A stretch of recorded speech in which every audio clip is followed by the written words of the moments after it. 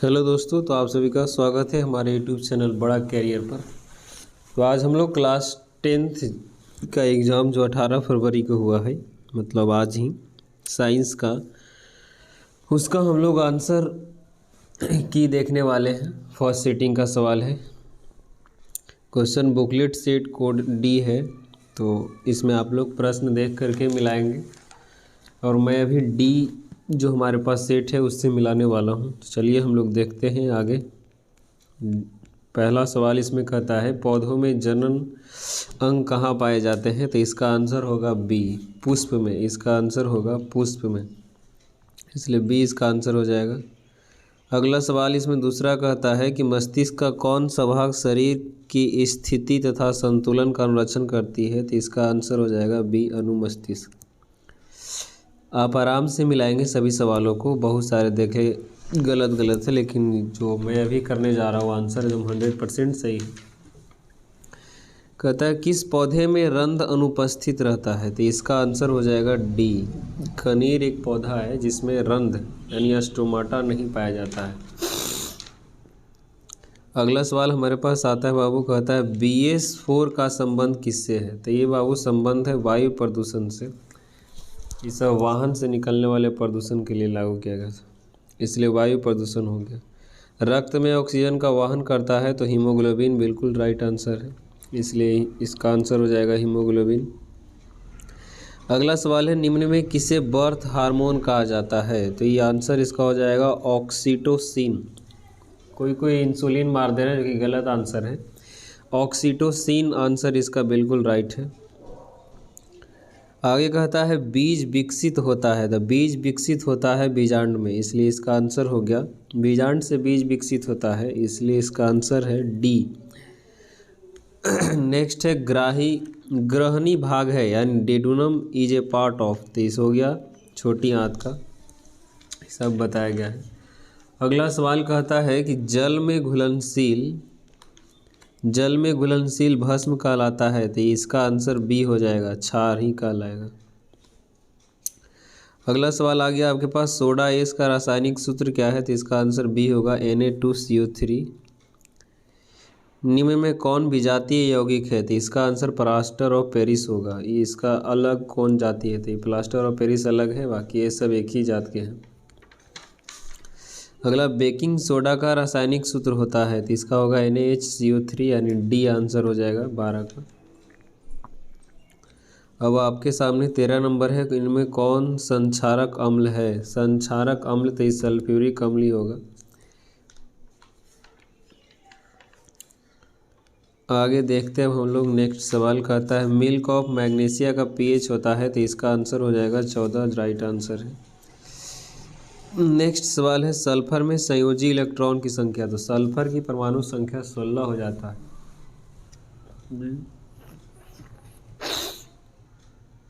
Sulphur का संयोजी electron की संख्या होगी तो 6 होगा, क्योंकि 16 है, यानी संयोजी इलेक्ट्रॉन लास्ट सेल में, तो 2 पहले रख दिया, फिर 8 और उसके बाद 6, इसलिए आंसर इसका हो गया 6। अगला कहता है निम्न में किस तत्व का आयनन ऊर्जा अधिक होता है, तो आयोडीन का होता है, इसलिए आंसर सी हो जाएगा 16 का। 17 तालाब किस प्रकार का पारिस्थितिक तंत्र है, तो प्रकृति है। अगला इसमें कहता है निम्न में कौन सा पारिस्थितिक तंत्र में अधिकतम संख्या में मौजूद है, तो इसका आंसर ये हो जाएगा उत्पादक। आप लोग अपने तरीके से भी देख लीजिएगा, हो सकता है एक आध सवाल कहीं मिस हो जाए। जीवों की उपस्थिति से पहले पृथ्वी पर निम्न में क्या नहीं था, ऑक्सीजन। नेक्स्ट सवाल अब इसमें देखते हैं भारत में उत्पादित प्रत्यावर्ती विद्युत धारा की आवृत्ति होती है 50, और डी होगा आंसर इसका। नेक्स्ट आगे सवाल कहता है कि 1 माइक्रो एम्पियर इन विद्युत धारा यानी 10⁻⁻6 एम्पियर नरौरा कहाँ है, तो नरौरा है बाबू आपका उत्तर प्रदेश, इसलिए डी आंसर होगा, महाराष्ट्र नहीं। 22 का आंसर डी होगा, उत्तर प्रदेश। अगला है स्पेक्ट्रम प्राप्त करने के लिए तो प्रिज्म होता है, इसलिए आंसर सी हो गया। नेक्स्ट उत्तर लेंस एक आवर्धित काल्पनिक तब बनता है जब वस्तु अनंत पर रखी जाती है, इसलिए ये होगा। नेक्स्ट सवाल है 25 नंबर। 25 कहता है ओजोन का आणविक सूत्र होता है तो O3। पीएच का कौन सा मान क्षारक विलयन को निरूपित करता है? क्षारक को तो 13 हो गया। बच्चा बी लगा के आया था, गलत है। जल के एक अणु में H2 कितने ऑक्सीजन और हाइड्रोजन के परमाणुओं की संख्या का अनुपात H2 होता है? तो इसका H2 यानी 2 हाइड्रोजन है और 1 ऑक्सीजन, इसलिए हो गया बी 2:1। निम्न संकेत द्वारा व्यक्त धातु कौन है? धातु कहने का मतलब 9 19 है, तो 9 पे तो बाबू हो गया फ्लोरीन आपका, फ्लोरीन धातु नहीं है। 6 पे कार्बन हो गया, ये भी धातु नहीं है। फिर ऑक्सीजन है 8 पे, ये भी धातु नहीं है। तो 12 पे हो जाता है मैग्नीशियम Mg, इसलिए हो गया आंसर बी। अम्लीय ऑक्साइड का, तो इसका आंसर एकदम राइट है, 4 होगा। 29 का हो गया 4। 30 का कहता है सबसे कठोर क्या है? तो हीरा है इसमें। सिल्वर आयोडाइड का रंग कैसा होता है? तो इसका हो गया बाबू आपका आंसर श्वेत होता है। नेक्स्ट कहता है श्वेत श्वसन किस प्रकार की अभिक्रिया है? तो इसका आंसर ये होगा, उपचयन होता है, ये नहीं होगा। 33 नंबर सवाल है वोल्ट बराबर होता है जूल पर कूलम, सही है। V बराबर W/Q होता है, तो W हो गया जूल और Q हो गया कूलम। विद्युत आवेश के प्रवाह के दर को क्या कहा जाता है? विद्युत धारा। 34 का ये हो गया। पर निम्न में कौन सा संबंध सही है? तो जूल बराबर कूलम इंटू वोल्ट सही है, यानी V बराबर W/Q, तो वही हो गया है W बराबर V इंटू Q। अगला कहता है फ्री रेडिकल CHO क्रिया अभिक्रियाशील मूलक समूह को कहते हैं? तो इसका कहते हैं एल्डिहाइड, इसलिए एल्डिहाइड हो गया। एथेनॉल को सांद्र H2O के साथ गर्म करते हैं तो यह क्या देता है? तो C2H2 देता है। चलिए आगे देखते हैं इसमें क्या है। जिंक ब्लेड में कौन सा, अच्छा किस धातु का अयस्क है? तो जिंक का होता है, यानी 38 का हो गया आपका बी Zn। आवर्त सारणी में आवर्त में कौन सा गुण समान रहता है? तो परमाणु भार समान सबका नहीं रहता है, संयोजी इलेक्ट्रॉन भी नहीं रहती है और कक्षा की संख्या भी नहीं रहता है, लेकिन परमाणु का आयतन हो सकता, इसलिए आंसर इसका बी हो गया। अगला सवाल 40 नंबर अभिक्रिया किस प्रकार की है? तो यह अभिक्रिया हो जाएगा हमारा संयोजन अभिक्रिया।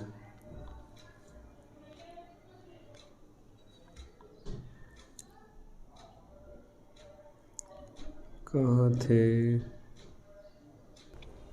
चलिए तो हम लोग अब आगे देखते हैं। 41 नंबर का था कार्पल्स ल्यूटियम से स्रावित होता है, तो इसका आंसर हो जाएगा प्रोजेस्टेरॉन, बी होगा आंसर। अगला है पारिस्थितिक तंत्र में ऊर्जा का स्रोत है, तो सौर ऊर्जा। 42 का आंसर हो गया बाबू सूर्य का प्रकाश, यानी बी। 43 नंबर मानव का उद्भव सबसे पहले कहाँ हुआ था? तो अफ्रीका में। निम्न में कौन लैंगिक जनन संचारित रोग है? तो इसका आंसर जो होगा, इसका आंसर डी होगा, क्योंकि हिंदी में वहाँ लिखा था इसलिए नहीं समझ में आया था। इसका आंसर डी होगा। सुजाक कहते हैं, यानी गोनेरिया और एड्स दोनों। अगला सवाल इसमें आता है मानव गुर्दे का आकार होता है, तो सी बिल्कुल राइट है, सेम के जैसा होता है, सेम का बीज यानी जिसको सीम कहते हैं। 56 से किशोरावस्था में परिवर्तन होने वाले, तो ए और बी दोनों होगा इसका आंसर। अगला कहता है यौन परिपक्व की अवधि को क्या कहते हैं? किसी इसको नहीं कहते ही, गलत है, ये आंसर ए होगा। ए नहीं होगा, मतलब बी होगा, यौवना आरंभ। ओजोन परत के ह्रास का मुख्य कारण क्या है? तो CFC। 49 नंबर है आवर्त सारणी के प्रथम आवर्त में कितने हैं? तो 2 ही आवर्त है, हाइड्रोजन और हीलियम। अगला है कहता है इनमें से इलेक्ट्रॉन बाहर निकाल सबसे ज़्यादा कौन निकाल सकता है? तो जिस पर कोई आवेश ही नहीं, मतलब उस पर कोई इलेक्ट्रॉन नहीं निकला है। M+ है मतलब 1 निकल चुका है, M2+ है मतलब 2 निकल चुका है, M3+ है 3 निकल चुका है, वो और निकालेगा ही नहीं, इसलिए जो नहीं निकाला है वही सबसे पहले निकालेगा, इसलिए 50 का आंसर ये हो जाएगा। द्वितीय आवर्त आवर्त में तत्वों के लिए कौन सा सेल बाह्यतम हो सेल होगा? तो द्वितीय आवर्त में टोटल हमारा नियॉन तक जाता है। तो नियॉन का परमाणु संख्या 10 है, तो अगर हम के में 2 रख देते हैं तो एल में कितना रखेंगे? 8, यानी एल ही हमारा है जो लास्ट सेल हो गया, इसलिए एल सेल होगा। आंसर बी होगा, आंसर 51 का। 52 संतृप्त हाइड्रोकार्बन श्रेणी के सदस्यों को कहा जाता है? संतृप्त हाइड्रोकार्बन श्रेणी के सदस्यों को कहा जाता है एल्केन। सी होगा आंसर इसका। अगला सवाल मेंडलीव द्वारा छोड़े गए थे, इसका आंसर गैलियम होगा बाबू, ए होगा आंसर इसका। आवर्त सारणी में प्रत्येक आवर्त का अंतिम सदस्य होता है एक निष्क्रिय गैस जो कि ग्रुप नंबर 18 है, इसलिए इसका आंसर हो गया 54 का। सी हो गया आंसर। 55 कहता है किसी तत्व में 2 सेल है और दोनों ही इलेक्ट्रॉन से भरे हुए, तो वह तत्व है नियॉन होगा। 10, तो 10 ही में तो 2 8 10 हो गया, 10 में 2 सेल है, उसमें कोई 3 मार देगा। ये भी भरा हुआ है लेकिन इसमें 3 सेल है, ध्यान से यहाँ देखना। अगला सवाल इसमें कहता है 56 निम्नलिखित में कौन सबसे क्रियाशील हाइड्रोजन है? तो फ्लोरीन ही होगा, इसलिए आंसर इसका ए होगा। नेक्स्ट आपके सामने है निम्नलिखित में कौन सा मात्रक वाट के बराबर होता है? तो जूल पर सेकेंड, सही आंसर है ए। 58 कहता है विद्युत हीटर के तार की कुंडली बनी होती है? तो नाइक्रोम की। नेक्स्ट है इसमें किसी परिपथ का वह गुण जो विद्युत ऊर्जा को ऊष्मा ऊर्जा में बदल देता है। तो विद्युत को ऊष्मा में कौन बदल सकता है? प्रतिरोध, इसलिए 59 का ये हो गया।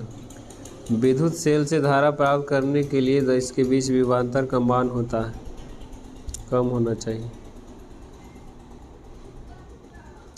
60 वाला आंसर में डाउट है, इसका आंसर एग्जैक्ट नहीं पता है, अगर आप लोग बनाए होंगे तो कमेंट कीजिएगा। नेक्स्ट सवाल कहता है अनवीकरणीय ऊर्जा का स्रोत है कोयला, सही आंसर है। तरंगदैर्घ्य को समानतः व्यक्त किया जाता है, हर्ट्ज में व्यक्त करते हैं, हर्ट्ज में लेकिन नहीं व्यक्त करते हैं, गलत है। वेवलेंथ, उसको तरंगदैर्घ्य का ऐसा ही मात्रक का हो जाता है, एक प्रकार से लेंथ ही है। ये भी आंसर डाउट में आ गया, समझ नहीं आया। चलिए ये भी सवाल डाउट में ही है, छोड़ देते हैं इसको। अगला सवाल इसमें कहता है किसी चालक द्वारा प्रवाहित विद्युत धारा में गतिशील कण होते हैं? इलेक्ट्रॉन, सही आंसर। नेक्स्ट है 12 वोल्ट के 2 बिंदुओं के बीच 2 कूलम आवेश को ले जाना है। तो भी दिया हुआ है, क्यू दे दिया यानी आवेश, तो पूछ रहा है डब्ल्यू, तो भी इंटू क्यू हो जाएगा, हाँ, इसलिए हो गया 12 दूनी 24 आंसर, इसलिए इसका आंसर हो गया डी। मेंडलीफ ने अपनी आनुवांशिकता किसके? तो मटर का किया था। नेक्स्ट सवाल है किस प्रकार के श्वसन में अधिक ऊर्जा मुक्त होती है? तो वायवीय श्वसन में अधिक ऊर्जा हमको मिलता है, इसलिए ए आंसर हो गया। मानव में नर जनन ग्रंथि है वृषण, बिल्कुल राइट आंसर है, ए हो गया 67 का। 68 का कहता है जीवन की एक महत्वपूर्ण विशेषता है वृद्धि, इसलिए उसका आंसर बी हो गया 68 का। 69 स्वपोषी होते हैं तो पौधों में। आगे कहता है ग्लाइकोलिसिस होता है, ग्लाइकोलिसिस माइटोकॉन्ड्रिया में होता है। तंत्रिका तंत्र की रचनात्मक और कार्यात्मक इकाई को कहते हैं तो न्यूरॉन कहा जाता है, इसलिए 71 का ये हो गया। कौन सा एंजाइम वसा पर क्रिया करता है? तो वसा पर क्रिया इसमें करता है लाइपेज, इसलिए डी हो जाएगा इसका आंसर। अगला सवाल इसमें कहता है नेत्र द्वारा किसी वस्तु का प्रतिबिंब कैसा बनता है? तो इसका आंसर डी हो जाएगा, वास्तविक, उल्टा और छोटा बनता है। विद्युत परिपथ में विद्युत धारा को मापने के लिए उपयोग होता है, तो इसका आंसर डी होगा, अमीटर से विद्युत धारा को मापा जाता है। नेक्स्ट कहता है निम्नलिखित में कौन विद्युत शक्ति को निरूपित नहीं करता है? तो डी आई आर स्क्वायर निरूपित नहीं करता। निम्न में से किस वस्तु का वास्तविक प्रतिबिंब कौन बना सकता है? उत्तर लेंस। ठीक है, बी हो जाएगा इसका। नेक्स्ट, किसी बिंदु वस्तु से निकलने किसी लेंस से अपवर्तित होकर जिस बिंदु पर मिलती है, यानी फोकस कहते हैं सिंपल डेफिनेशन में, मुखच के समानांतर आ रही प्रकाश की किरणें लेंस से अपवर्तन के बाद जिस बिंदु पर मिलती है उस बिंदु को ही फोकस कहा जाता है। अगला सवाल इसमें आगे कहता है, फोटोग्राफी कैमरा में किसका उपयोग होता है? तो उत्तर लेंस का, इसलिए सी हो गया। दिए गए शब्दों के पढ़ने के लिए इसका आंसर बी होगा, उत्तर लेंस का। 50 सेंटीमीटर फोकस दूरी का उत्तर लेंस। 80 किसी गोलीय दर्पण, ये सवाल -15 यानी जिसमें लेंस में भी और दर्पण में भी, तो इसका आंसर दोनों अवतल हो जाएगा, इसलिए आंसर हो गया सी। तो चलिए हम लोग देख लिए फर्स्ट सेटिंग का आंसर था। अब आप लोग मिलाइए और बताइए किसका कितना सही हुआ, कमेंट कीजिए।